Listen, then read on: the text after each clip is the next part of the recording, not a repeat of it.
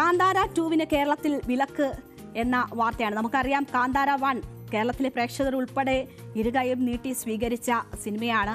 കാന്താര 2 വരവ് പ്രേക്ഷകർ ആ നിലയ്ക്ക് തന്നെ കാത്തിരിക്കുന്ന സിനിമയാണ്. അപ്പോൾ റിലീസിന് മുന്നോടിയായി പക്ഷേ ഇതുമായി ബന്ധപ്പെട്ടുള്ള ചില വാർത്തകൾ വരുമ്പോൾ അത് അസ്വസ്ഥപ്പെടുത്തുന്നതാണ്. കാന്താരയെ കാത്തിരിക്കുന്ന പ്രേക്ഷകരെ സംബന്ധിച്ച് അസ്വസ്ഥതയുണ്ടാക്കുന്നതാണ്. കളക്ഷൻ തുകയുടെ 55% വിഹിതം ആവശ്യപ്പെട്ടതിനാൽ ചിത്രം പ്രദർശിപ്പിക്കില്ലെന്ന നിലപാടിലാണിപ്പോൾ തിയേറ്റർ ഉടമകൾ എത്തിയിരിക്കുന്നത്. തിയേറ്റർ ഉടമകളുടെ സംഘടനയായ ഫിയോക് ആ നിലപാട് വ്യക്തമാക്കിയിരിക്കുന്നു.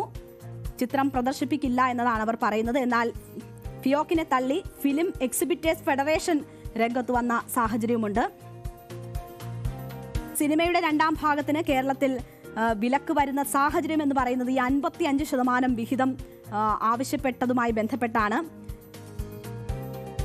സിനിമയുടെ ആദ്യ 2 ദിവസത്തെ കളക്ഷനിൽ 55% ആണ് ഇവർ ആവശ്യപ്പെട്ടിരിക്കുന്നത്.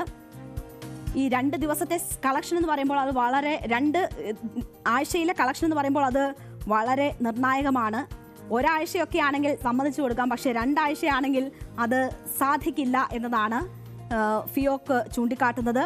വിതരണക്കാർ ഇതേ നിലപാടിൽ ഉറച്ചു നിൽക്കുകയാണെങ്കിൽ സിനിമ കേരളത്തിലെ തിയേറ്ററുകളിൽ പ്രദർശിപ്പിക്കില്ല എന്നതാണ് ഫിയോക്കിന്റെ തീരുമാനം. ചർച്ചകൾ നടക്കുന്നതായി റിപ്പോർട്ടുണ്ട്. ഈ ചർച്ചകളിൽ ഉരുത്തിരിയുന്ന തീരുമാനം അനുസരിച്ചായിരിക്കും കാര്യങ്ങൾ നടത്തുക.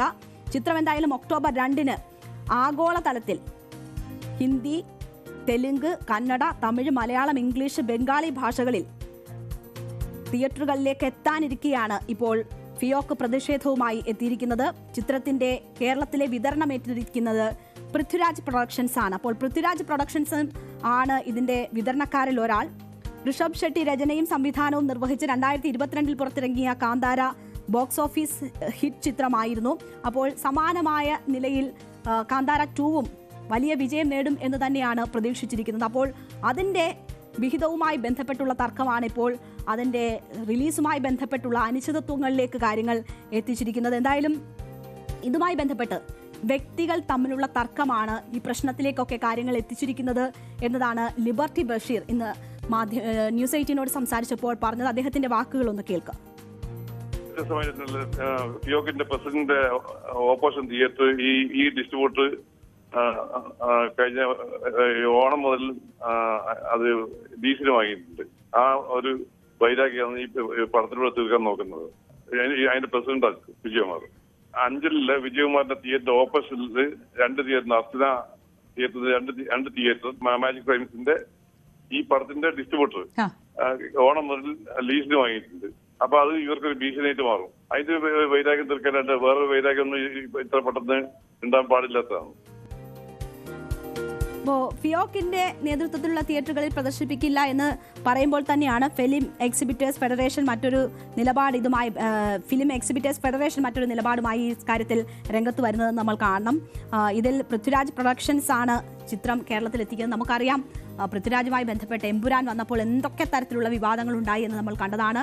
അത് ഏതൊക്കെ ഘട്ടങ്ങളിൽ എങ്ങനെയൊക്കെ വന്നു എന്നത് നമ്മൾ കണ്ടതാണ്. ഓരോ ഘട്ടങ്ങളിലും വലിയ വിവാദങ്ങളാണ് ചിത്രവുമായി ബന്ധപ്പെട്ട് ഉയർന്നത്. മറ്റൊരു ചിത്രവുമായി പൃഥ്വിരാജ് ബന്ധപ്പെടുമ്പോൾ അവിടെയും വലിയ വിവാദങ്ങൾ ഉടലെടുക്കുന്നു എന്ന് വേണം മനസ്സിലാക്കാൻ. എന്തായാലും കാന്താര 2 വിതരണം ഏറ്റെടുത്തിരിക്കുന്നത് പൃഥ്വിരാജ് പ്രൊഡക്ഷൻസ് ആണ്. ഇതുമായി ബന്ധപ്പെടുത്തി പറയേണ്ട മറ്റൊരു കാര്യം, പൃഥ്വിരാജിന്റെ അമ്മ മല്ലിക സുകുമാരൻ ഞങ്ങളുടെ ഓണപരിപാടിയുമായി ബന്ധപ്പെട്ട് നടത്തിയ ഇന്റർവ്യൂവിൽ പറഞ്ഞത് ഈ പ്രശ്നങ്ങൾ എമ്പുരാന്റെ സമയത്തൊക്കെ ഉണ്ടായിട്ടുള്ള പ്രശ്നങ്ങൾ പൃഥ്വിരാജ് നേരിടുമ്പോൾ യാതൊരു വിധത്തിലുള്ള സഹായവും സഹകരണവും പൃഥ്വിരാജിന് ലഭിച്ചിരുന്നില്ല.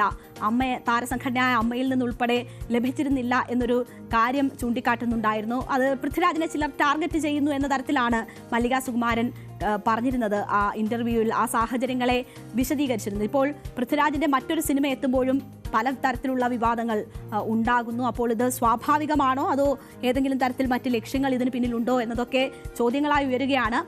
എന്തായാലും ഒക്ടോബർ 2 ചിത്രം തിയേറ്ററുകളിൽ എത്താനിരിക്കുകയാണ്. അതിനു മുൻപ് ചർച്ചകളിലൂടെ പ്രശ്നം പരിഹരിക്കുമോ എന്നത് കാത്തിരുന്ന് തന്നെ കാണണം. എന്തായാലും പ്രേക്ഷകർ വളരെ പ്രതീക്ഷയോടുകൂടി കാത്തിരിക്കുന്നതാണ്.